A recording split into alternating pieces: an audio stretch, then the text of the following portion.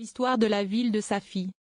Pour parler de l'histoire, il y a peu d'écrits sur la naissance de Safi car on sait peu de choses sur ses origines comptoir phénicien, s'il faut croire le géographe Ptolémée, probablement fréquenté plus tard par les Romains. Elle apparaît dans les textes arabes sous le nom d'Asfi, à partir du XIe siècle, c'est alors un petit port d'intérêt local.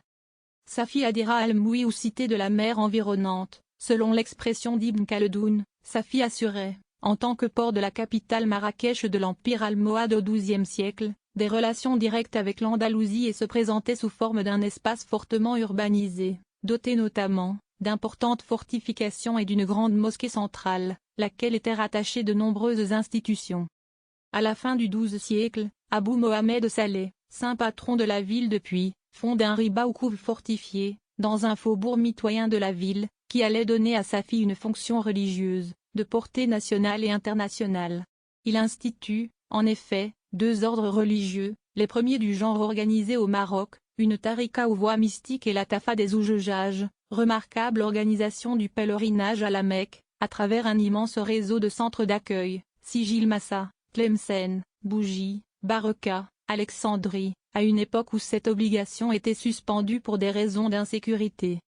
Constituée de deux entités urbaines, la ville s'enrichit, au XIVe siècle, d'une médersa, édifiée par Abou Hassan al-Marini, d'un bimaristan, hôpital, et de nombreuses autres institutions, une caïsaria, un motaseb, au fur et à mesure que Safi s'impose comme place d'échange d'importance qui commerce avec Gênes, Séville, Marseille, etc. À la fin du XVe siècle, la pression portugaise s'accentue, et aboutit à l'occupation de la ville qui va durer 32 ans de 1509 jusqu'à sa reprise par les Sadiens, en 1541. Safi était alors la principale place portugaise fortifiée pour le contrôle de la région maritime, s'étendant jusqu'à Marrakech.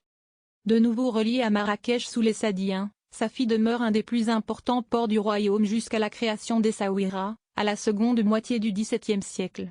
Il reste cependant siège de consulat étranger et participera, au cours du XIXe siècle, à l'ouverture commerciale du Maroc sur les puissances étrangères.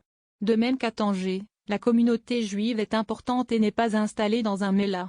L'existence de cultes mixtes, judéo-musulmans, tel celui rendu jusqu'au milieu du XXe siècle aux Oulad Zmiro, les 7 saints juifs enterrés à Safi, témoigne de l'entente qui prévaut depuis plusieurs siècles.